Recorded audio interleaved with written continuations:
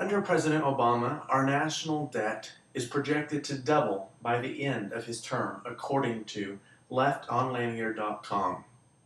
Reagan's actual debt increases versus Obama's projected increases. My topic is deficit spending of the U.S. government.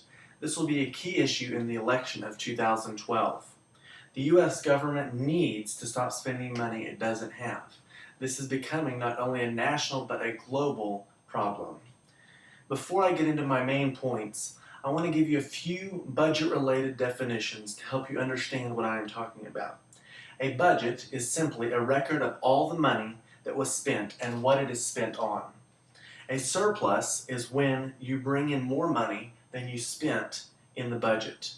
For example, if the U.S. federal budget hypothetically was $1 billion and the U.S. government brought in $1.5 billion, we would have a surplus of $500 million.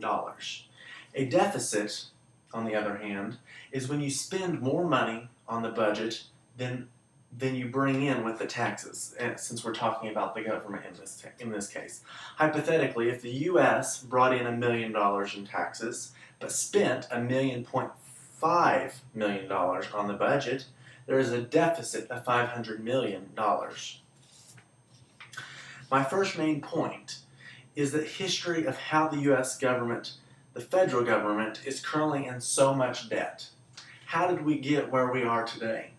Even before our independence from Britain, we were in debt. We've been in debt for many, many years. We borrowed money from France to help us ensure that very independence.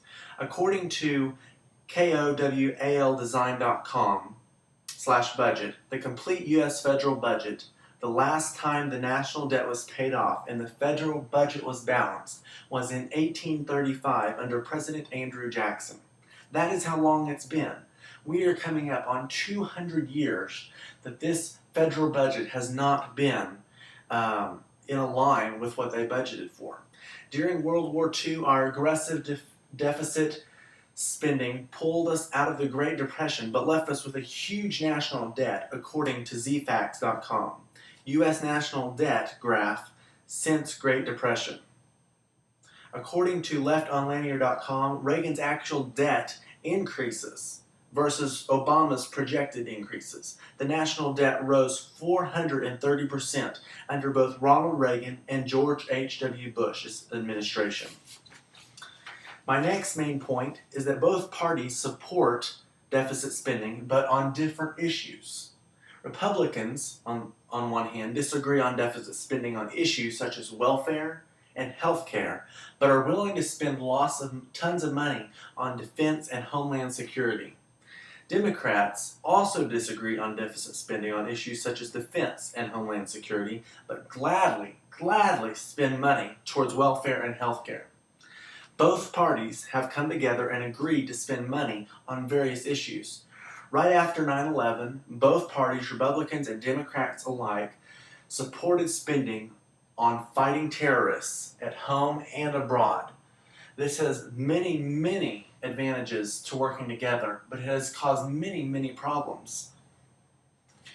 One final point that I'd like to mention is why this matters to us, the average Americans. Why should we care? Why should we invest our time and money to know what's going on in Washington?